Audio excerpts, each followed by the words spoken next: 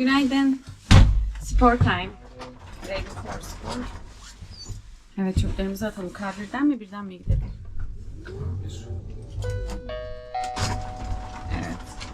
Buradan gidelim. Tamam olur. Şimdi çöp atma yerimize gidiyoruz. Aa, bir işler var dışarıda. Of, yine mi tamirat?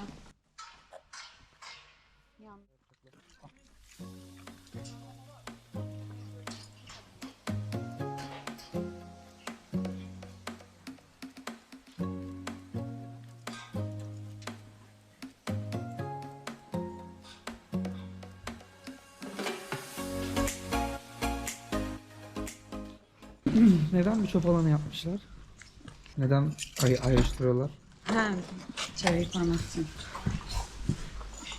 Şu bizim mesela gıda biyoloji, o yüzden biyoloji yapıyor. Şu ise karışık, o yüzden bu da.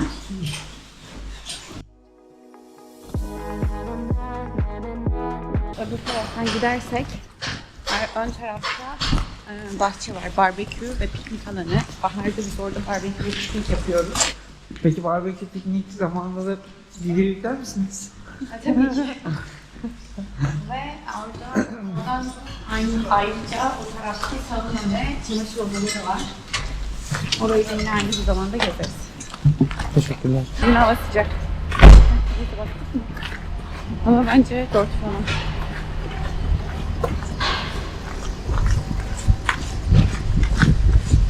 O zaman sporda görüşürüz. Biz de iş öncesi geliyoruz genelde.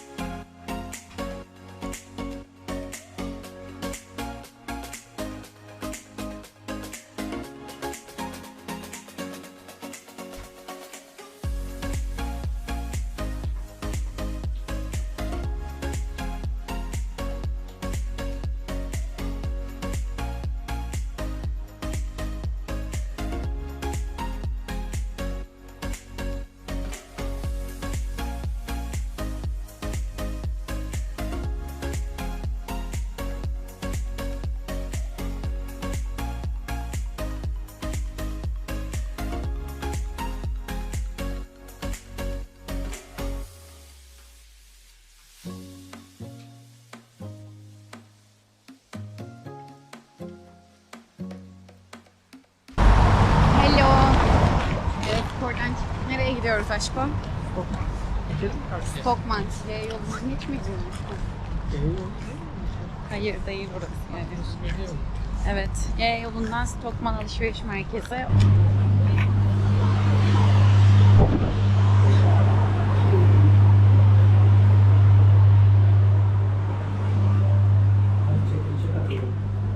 Evet, Stokman. Çıksa da. Biz Veritas Stokman'dayız. Burada da sıra var. Çok popüler. Şimdi Stokman kaç katlı bir AVM? 8 katlı falan. Alt katında süpermarket ve kafeler var.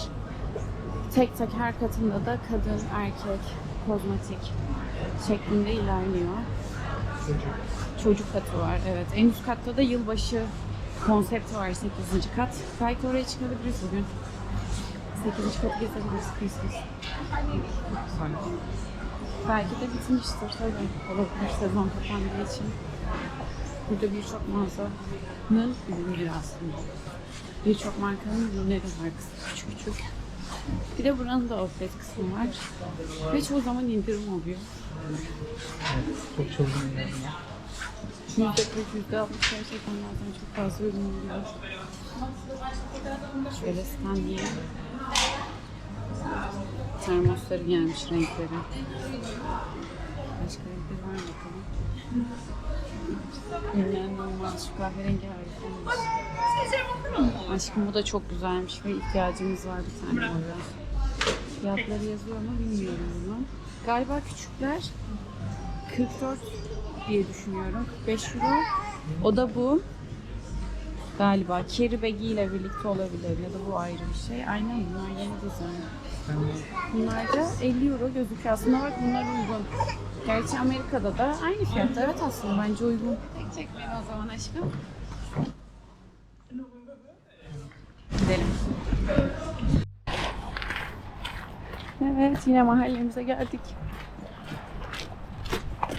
Evimize gidiyoruz.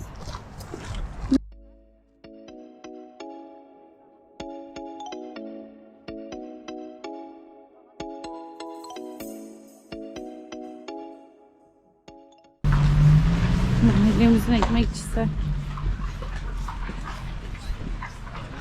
Şöyle göstereyim. Tatlı bir ekmekçi.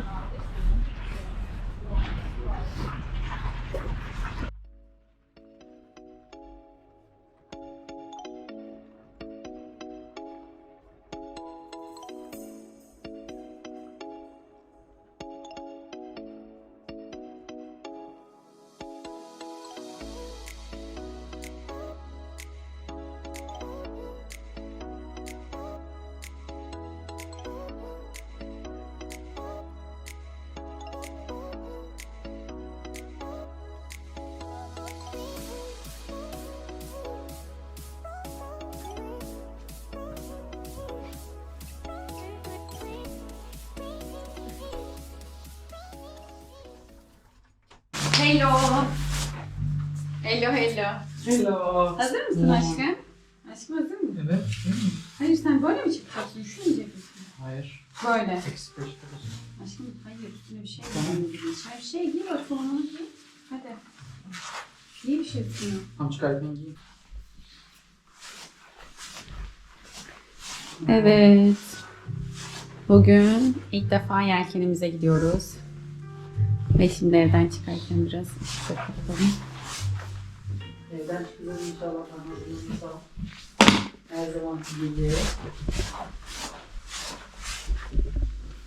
Tatlı ışığımız. Yılbaşı ağacımızı o sırada göstereyim. Bunların hepsi gittiğimiz ülkelerden topladığımız yılbaşı süsleri. Şu bizim yaptığımız yılbaşı süsü. Şunlar ilk Lapland tatili. Şu Venedik. Venedik'in yeri bizim için bir başka. Bu ise yine İtalya olması gerekiyor. Evet bu da İtalya. Ve böyle küçük bir yılbaşı ağacı süsledik. Bu yıl için. Burası da manzaramız, bahçemiz. Tabii henüz kar olmadığı için biraz kış gibi hissettirmiyor. Enteresan mı? Hazırsan çıkabiliriz. Evet yelkenimize gideceğiz ve Mustafa'yı bekliyorum hala. Hazır mısın aşkım? Böyle bir tarz yok. Tipe bak be. Şu yakışıklılığı kes sen tövbe. Evet şimdi yelkene gidiyoruz. İlk yelkenimizi görmeye gideceğiz. Şu an Vuosaari'de. Doğru mu Evet, söyledim? Vuosaari'ye Vuosaari'ye gidiyoruz. gidiyoruz. Yarım saatlik bir mesafe Helsinki Center'a. Hı hı. Ve yelkenimizi göreceğiz. Maceraya hazırız. Evet. See you. Sen niye aldın? Aşkım üstüne ihtiyaçlarımızı yazacağız çünkü. Bunu da zaten zamanında Amerika'dan almışız 9 dolara. 2024 monthly plan yapacağız Nereden şimdi. aldın? TJ Maxx. As always. TJ Maxx. Hazır mısın? Konumuz, apartmanımızın girişi burası. Biz C blokta kalıyoruz. Şurada küçük bir Christmas süsü var. Ve küçük bir minimiz. Bu minik fırın hikayesini ayrıca anlatırız size. Şu yelken. Bu not defteri. Tamam. Hazır mıyız? O zaman. Yelken'den notlarını aldık. Ve her zaman bir şey unuturuz. Haydi. Yelken anahtarını almaya. Sonunda arabaya binebildik. En son yelkenin anahtarını unuttuk. Yelkene gidiyoruz ve anahtarı almayı unuttuk. Şu an Vuosaari'de. Biraz uzak ama en yakın zamanda. Bize yakın olan. Bu arada çekeceğiz. Tabii biz derken biz Helsinki'de oturuyoruz. Eira bölgesi, Uladina. Ve Vuosaari dediğimiz yaklaşık 25 dakikalık bir mesafe. Doğru muyum? Evet. 25-30 dakikalık bir 15 mesafe. kilometre diyebiliriz. Aynen. O yüzden şimdi biz oradan satın aldığımız için bir yıllık anlaşmaları vardı bot sahiplerinin. O yüzden şimdilik biz de oraya koymanın mantıklı olduğunu düşündük ve buraya başvuru yaptık. O kısmı sen daha iyi biliyorsun. Buralar kulüp sahipleri. 2 tane referans istediler üyelik alabilmemiz için. Yaklaşık 5-6 tane de yelken boşluğu vardı.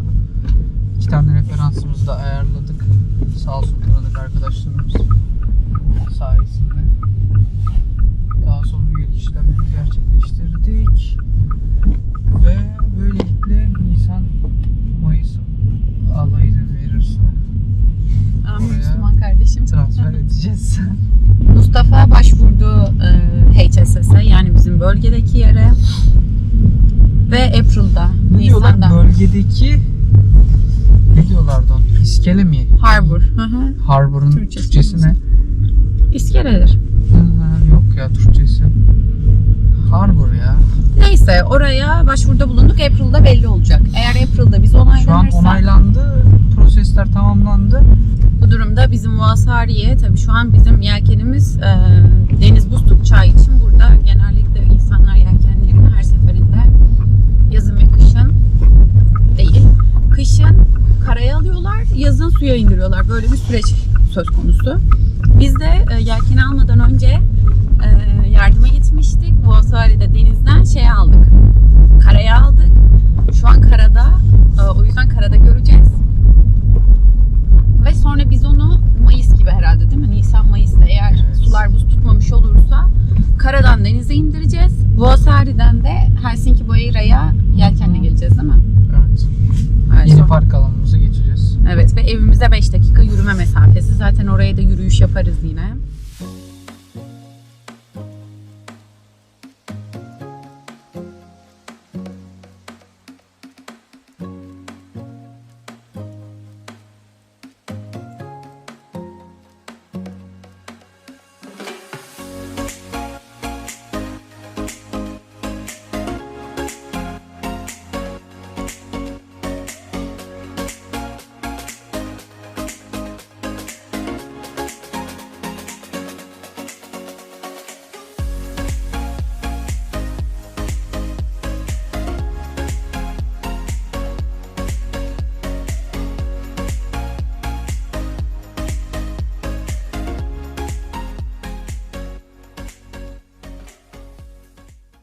Ben açıp geliyorum.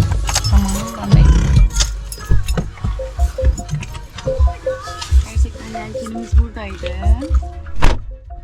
Buradan aldık. Kaldırdık ve şu an Venüs burada.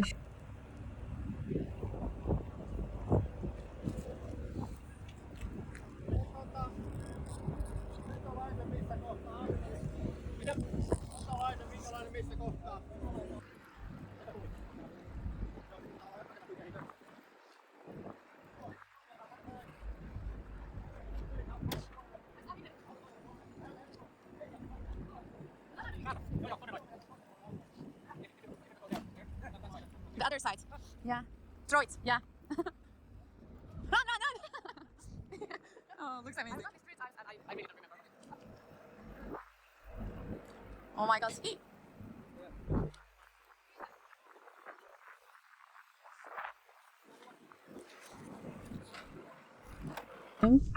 Üstünü örtüp birlikte üstüne bir tane iskele kurduk. Proses gerçekten çok uzun ve meşakkatliydi bence.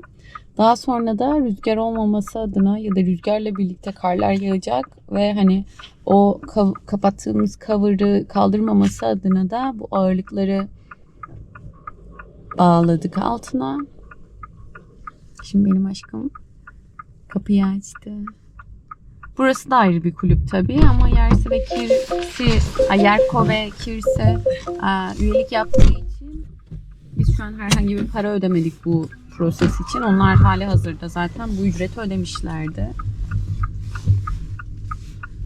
Bu maintenance hall, yani maintenance bakım evi diyebiliriz. İçinde bir sürü tamir tadilat ürünleri var.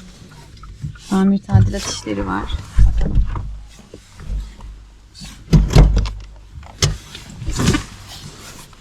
Defterimizi alıyorum. Defterimize to-do listimizi yazacağız.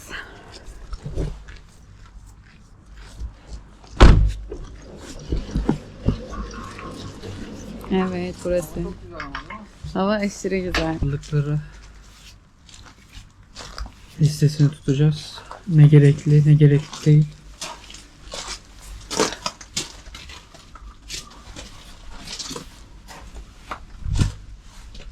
Evet, bunları beraber yıkadık gerçekten.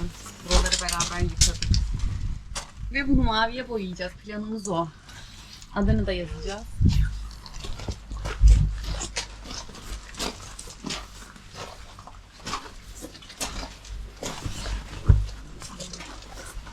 Hala hazırda bir merdiven var. Aa, süper, tamam. Bağlamamıza gerek yok.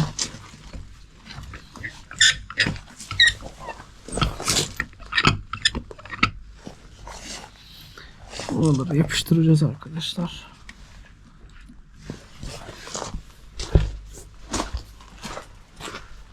O zaman çıkalım, oturalım içine. Hı hı.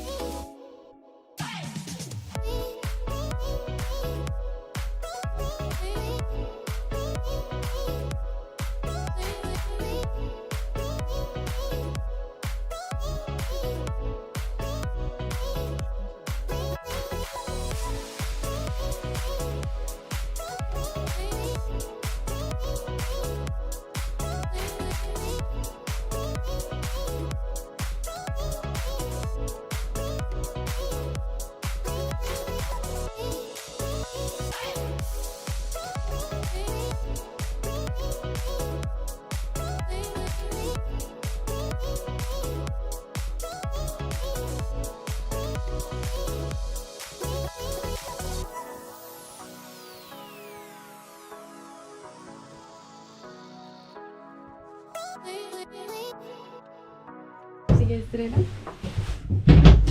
Burası küçük bir mutfağımız olacak. Şurası buzdolabı. Şurada depo alanları var. Küçük böyle. Şuraya küçük bir örtü takarız. Tüp. Burada kesinlikle bir after olacak burası. Ben daha yazar yaptım. Ayağım çok acıdı. Bu masa yaptırılacak. Bu masa biraz bozuk. Şurada koltuklar. Orası diğer yatak odası. Burası hiç bakmamıştım ama banyosu. Duşu var mı buranın? Duş dışarıda galiba, değil mi? Tamam. Burası da ana kamera. Yani bizim yatacağımız yer. Şuraları depo alanı olarak kullanırız diye düşünüyorum.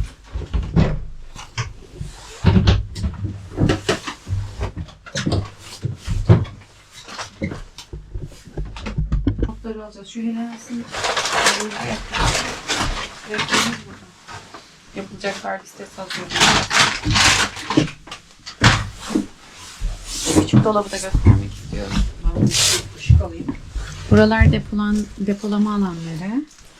Şuraya belki giysilerimizi asarız. Koyalım. Burası da diğer kamera. Böyle.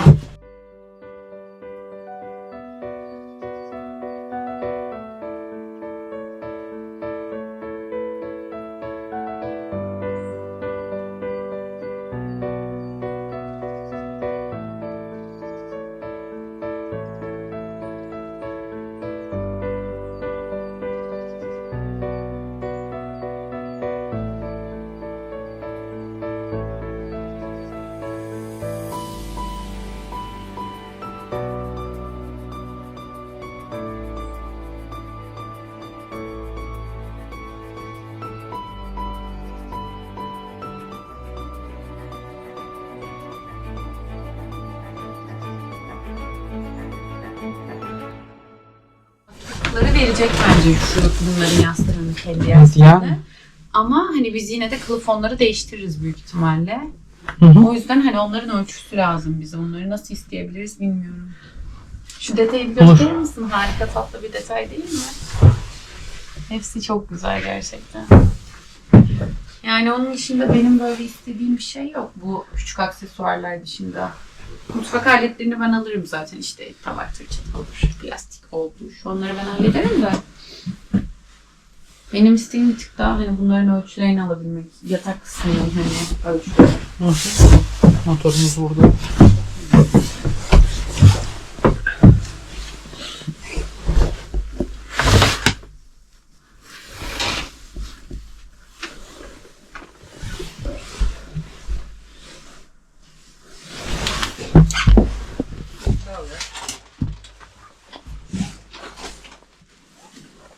Hayat kurtarıyor.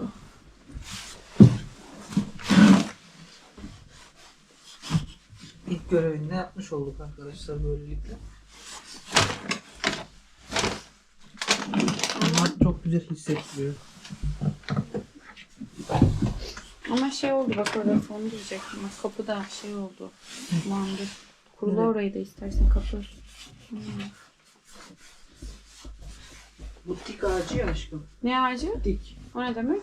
Tik yani bizim mutfaktaki gibi. Ha, zarar görmeyen mi? Güçlü. Tek. Bak, bakın nasıl olacak bunların? Bakacak mıyız bunlara? Yani birisi demişti yani biz daha çok şey kullanıyoruz. Ha, eskimesini seviyoruz Eskitme demişti. Ama kullanıyoruz. İstersen de zımparayabiliriz. Şey yapabiliriz. Bakım yağı Doğru, kullanabiliriz. doğru. Aynen, hatırladım. Tik ağacının özelliklerini de bir sonraki videoda uzun uzun anlatırız.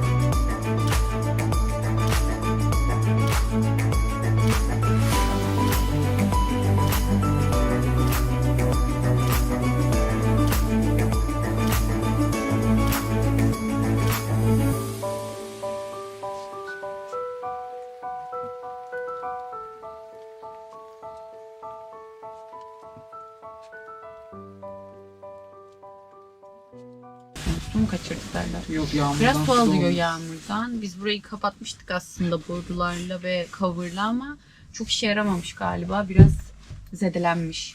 Ve su kaçırmış. İçeri su almış. Biraz onları temizlemeye çalıştık. Şimdi ilk deneyim olduğu için ben biraz çekiniyorum. Nasıl olacak, nasıl bitecek çok merak ediyorum. Tabii Mustafa birazcık daha bildiği için gönlü rahat diye düşünüyorum ama ben biraz heyecanlıyım. Hele görünce birazcık daha korktum galiba. Çünkü şey düşünüyorum şu an. Nasıl yapacağız bu kadar şeyi? Nasıl yapacağız arkadaşlar? Ama tabii şey diyor herkes, hani bu süreç gerçekten yorucu oluyor ama hani suya koyunca hani tüm o yorgunluk geçiyor ve o 4 ayın, çünkü burada biraz yelken süresi de kısıtlı, o 4 ayın keyfi hani her şeye bedel 4 falan diyor aydan herkes. fazla. 4 ya da 6 aydır max. Gerçi bu yıl belki erken ısınırsa hava, biz erken suyu alıyoruz falan filan.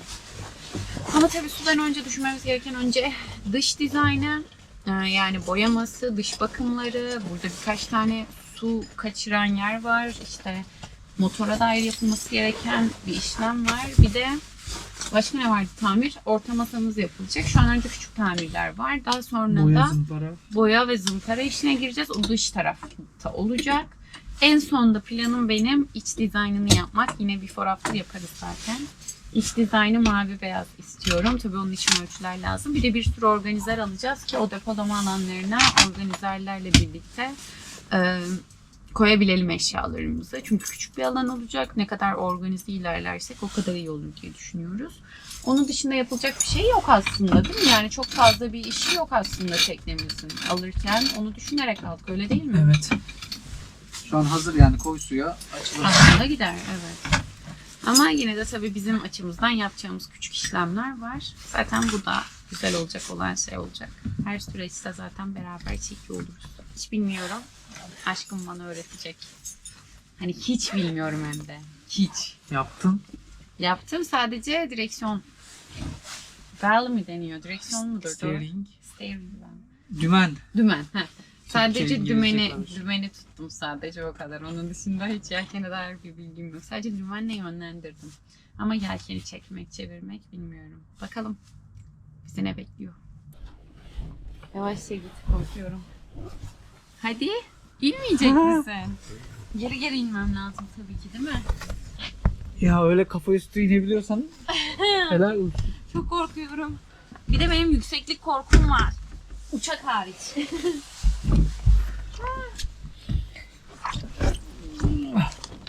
Gerçekten korkuyorum ama. İlk gün de korkmuştum, hala korkuyorum. Umarım aşarım. Dolandın mı iplere, iyi miyiz? İyisin.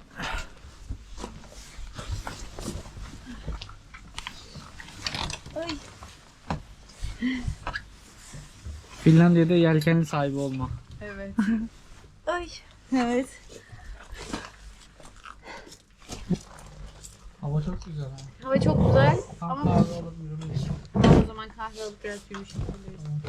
Zaten üşüdüm ben biraz, yapabiliriz. Bunu da geçireyim mi? Geçiyor. Aa, onları yürümeye mi geçirdi? Böyle mi geçirdi? Hatırlayamadım.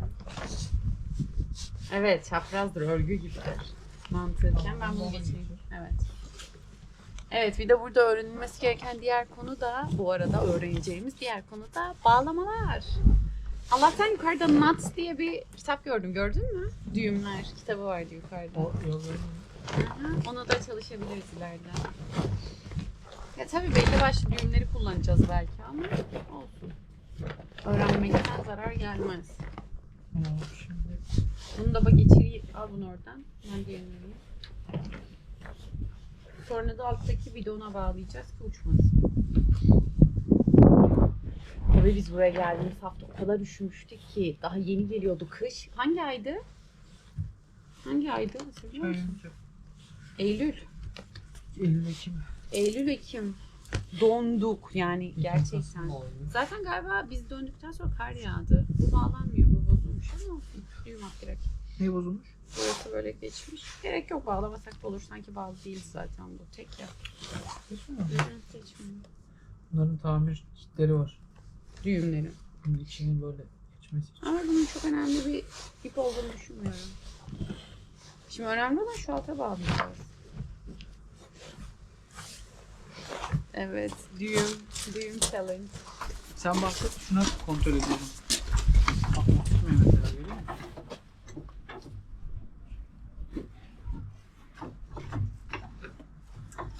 Kaymış işte.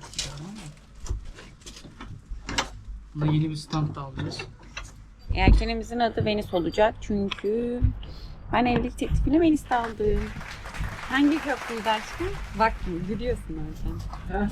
Hangi köprüydü? Rialto.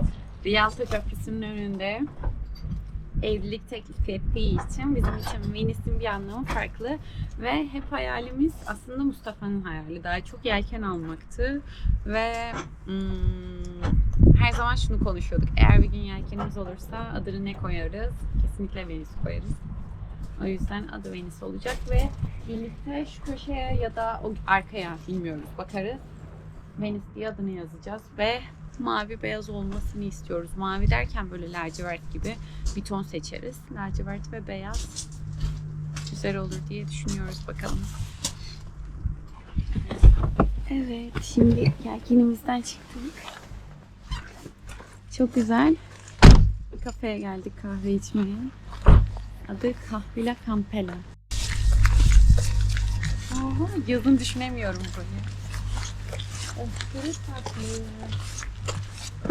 Ördek var. Bak bir de şurada şey var küçük. Evet. Görüyor musun? Çok güzel. Ben de bir tane fotoğraf çekeyim şöyle. Ya harika gözüküyor. Bir de şurayı çekelim.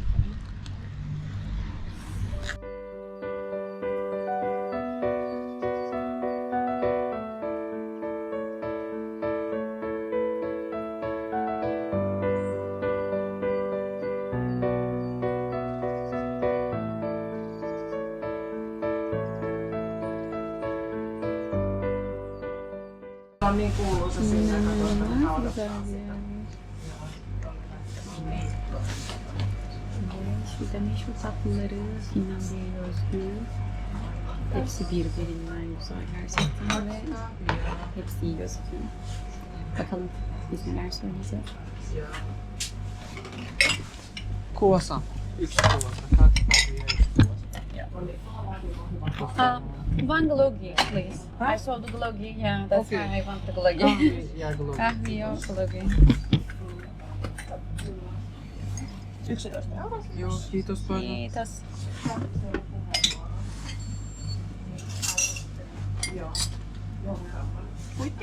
İyi kiitos.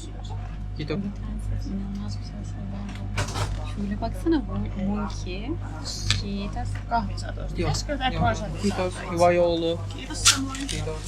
Glutensiz kekler, mesela banane, çikolata, laktozsuz ve glutensiz kek. Şuranın meşhuru mustika. Is it same coffee, right? Yeah. Okay. Burada herkes şey olduğu için, burada herkes alerjik olduğu için burada beslenmelere çok dikkat ediyorlar.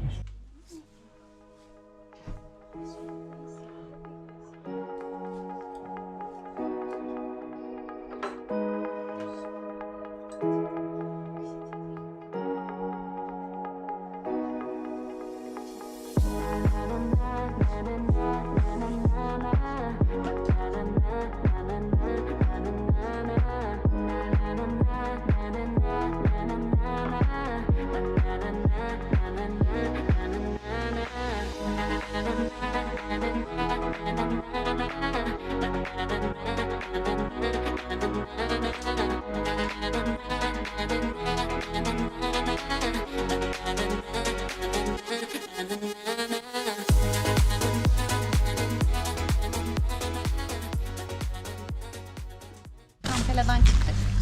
Bugünlük görevimizi tamamladık. Bak bir kişiler daha yelkenli şey yapıyor. Anca toparlıyor.